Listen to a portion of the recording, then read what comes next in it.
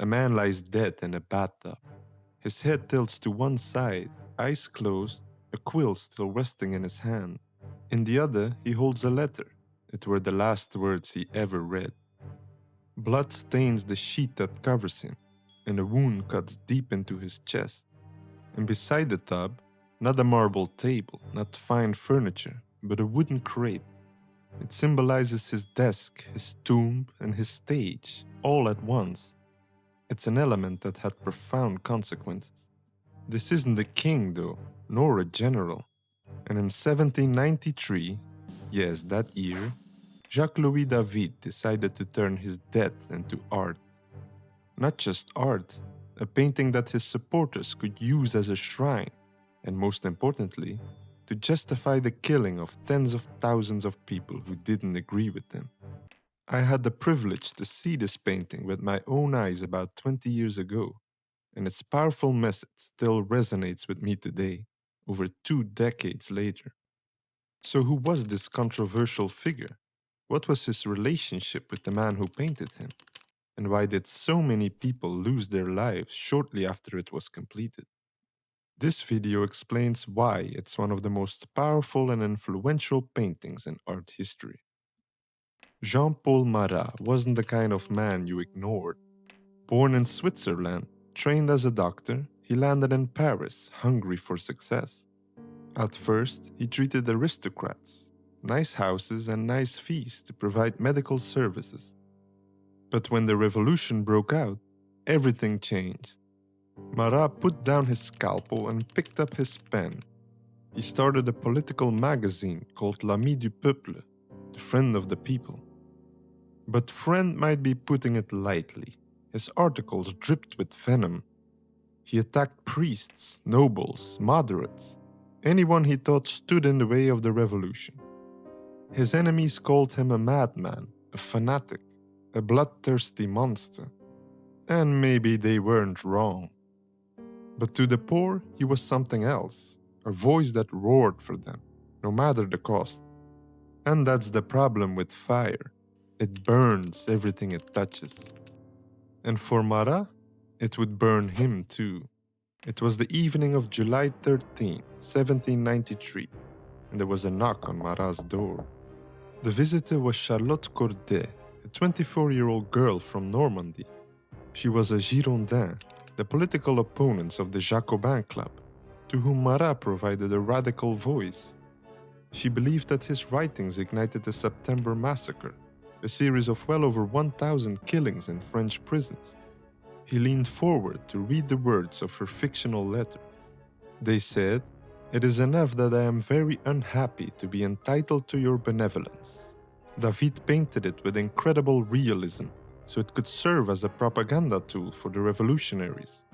At the same time, it also framed Corday and emphasized his dedication to his cause. It transformed L'Ami du Peuple into a martyred hero. When Marat reached over to read the letter, Charlotte drove a kitchen knife straight into his chest. One strike, it was enough. He slumped back in the tub, pen still between his fingers. Corday knew the inevitable outcome of her action, but she didn't flee. She even admitted it proudly. Her words? She had killed one man to save 100,000. The revolution, however, didn't see it that way. Within 4 days, Corday's head fell to the guillotine. But Marat's friends wanted more than revenge. They wanted immortality. And Jacques-Louis David, the revolution's leading painter and Marat's personal ally, was ready. Before I go over the painting's details, let's take a closer look at the relationship between Marat and the painter of this work. Born in Paris in 1748, Jacques-Louis David rose to fame as a talented neoclassical painter.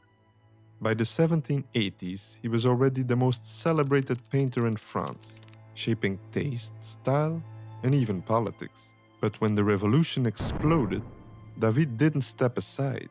He jumped in with both feet. He became one of the most fervent supporters of the revolutionaries. He voted for the king's execution, sat in the National Convention, and eventually became known as the revolution's painter propagandist. Marat, meanwhile, was his closest friend inside that storm. They trusted each other, debated endlessly, and saw themselves as soldiers of the same cause, one with a pen, the other with a brush. But here's what makes David a rather controversial figure, in my opinion. For him, Marat's death wasn't just a personal loss, it was also a political opportunity. With Marat's lifeless body before him, he had the perfect chance to turn grief into propaganda. David could have painted chaos, but he didn't. There's no assassin, no bloodied struggle, no screaming crowd. Instead, we see stillness, silence, almost peace. Compare this painting to some other versions painted during the 19th century of the same subject, and you instantly see the difference, right? We can only guess what was on Edvard Munch's mind when he painted his version of the Death of Marat.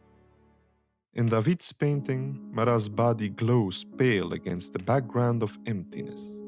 His left hand still grips Corday's fatal letter, the bait that killed him.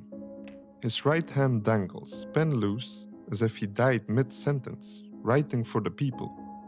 This might look simple today, but these were powerful symbols that turned the propaganda writer into a hero of the revolution. A wooden crate stands beside him, carved with an inscription that says Marat, David, the painter's final goodbye.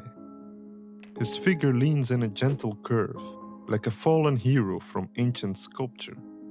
To some art historians, it resembles Michelangelo's famous Pietà sculpture, especially Marat's elongated arm that dangles out of the bathtub. It feels religious, Christ-like, and that's because of the lack of realism in his face. David wasn't just painting a dead man, he was painting a martyr, so it simply had to look as if he was grateful to give his life to the ultimate cause. The reality was likely a lot different. Marat's last words were shouted out loud, "Aidez-moi, ma chère amie," begging his wife Simone to help him. When the painting was unveiled, the public reacted exactly as David hoped. Crowds wept as they were overwhelmed with emotions. They didn't see a body in a tub, but a sacrifice. For a short burning moment, Marat wasn't just a man, he was France itself. David called it the greatest painting of his career, his offering to the Republic. But revolutions don't stay still, they often self-destruct. Marat's murder fueled the suspicion that lived among members of his cult, and it gave rise to dubious figures such as Maximilien Robespierre. He ignited the so-called Reign of Terror, during which thousands of people were guillotined for opposing the ideas of the Jacobins. Persecutions never last, and Robespierre lost his own head in the end. As the cult that Marat shaped collapsed, the painting suddenly became an embarrassment. It disappeared from view, hidden away, and traveled together with David to Belgium, where he spent the final years of his life in exile. Today, it hangs in the Royal Museum of Fine Arts in Brussels. Its political influence can't be underestimated. Thousands of people lost their lives in the year 1793 and 1794, and this painting played a major role during these tragic events. It leaves little doubt about what David wanted us to see.